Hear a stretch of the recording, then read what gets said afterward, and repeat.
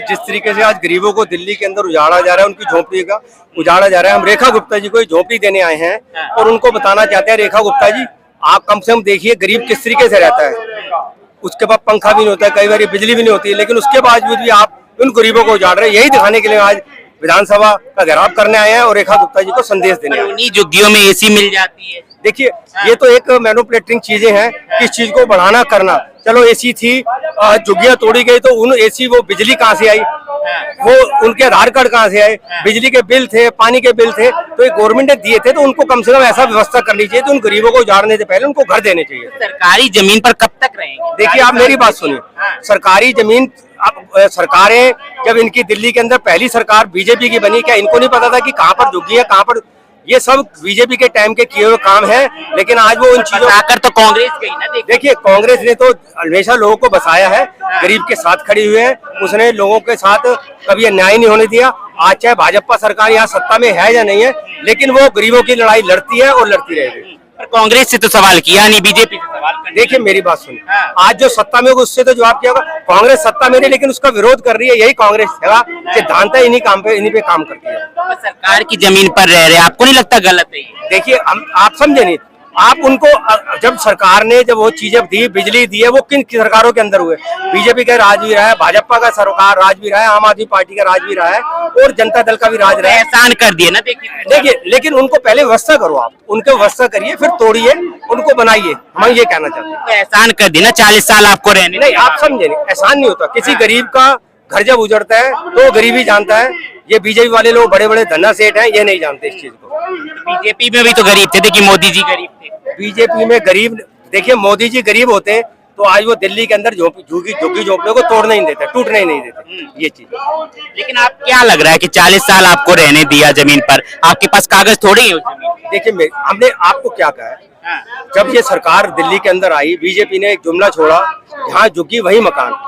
तो आज वो उस कम से कम उस बात पर अपनी उस बात तो सही ना, उस बात जो उसने जब ये बातें रखे झुग्गी झोपड़ी वालों से वोट ली, तो आज उनकी झुग्गी तोड़ रहे, कम से उनके बारे में भी सोचना चाहिए। वो गरीब आदमी कहाँ है? देखिए मैंने वही कहा, देखिए आज जो सत्ता में होता है उनसे ही परेशान किया जाता है।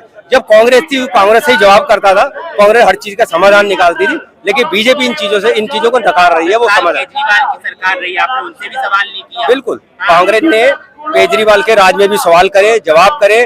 आज चाहे दिल्ली हमारे जरा सी बारिश के अंदर पानी बहने लग जाता है, किश्तियां चलने लग जाती हैं, वो भी दौर था और ये भी दौर है बीजेपी के राज में, और ये भ्रष्टाचार बढ़ता जा रहा है। मोदी जी तो कहते हैं कि गरीबों के साथ हैं, गरीबों का विकास कर रहे हैं। बिल्कुल विकास हो रहा है। ये जो झुग्गियां टूटना, जो लोगों को उजाड़ना, यही तो इनका विकास है।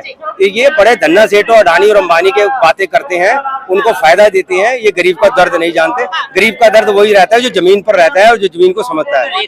रेखा गुप्ता ने थोड़ी बोला है कि जमीन पे बुलडोजर चलेगा। रेखा गुप्ता ने तो सीधे सीधे कहा है, हम दिल्ली को स्वच्छ बनाएंगे और गरीबों को उजाड़ेंगे। उनका आज का ये संदेश है। किसी का घर नहीं टूटेगा, दोबारा से उन्होंने ऐलान देखिए किया है। ये अब जो टूटे उनके लिए क्या कर रही है रेखा सरकार? मैं आपसे सवाल करता हूँ। अवैध है वो तो। मैं जो 40 साल से लोग रह रहे थे, अवैध कैसे हो सकते हैं? बिजली का बिल भी देते थे, पानी का बिल भी देते थे। सरकारी जमीन में घर बनाना तो गलत है ना। देखिए उन्हें नोटिफाई कीजिए, पहले बताइए उनको। अगर 40 साल से रहे तो उसको ऑटोमेटिक उसकी जगह हो जाती है।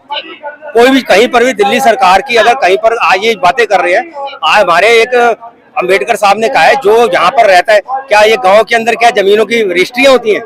वहाँ भी तो लाल डोरे के अंदर ही आती हैं।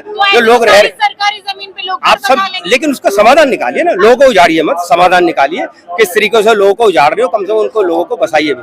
हम यही कहना। बीजेपी को तो खुद दिल्ली वाले लेकर आए हैं ना, तो अब दिल्ली वाले क्यों परेशान? लेकिन दिल्ली वाले लाए हैं जो उन्होंने वादे किए थे, 2500 रुपए महिलाओं को देंगे, गरीबों को जहाँ पर झोपड़ियां वहां मकान देंगे, तो वो इन मुद्दों से भटक रही है। कांग्रेस उनको याद दिला।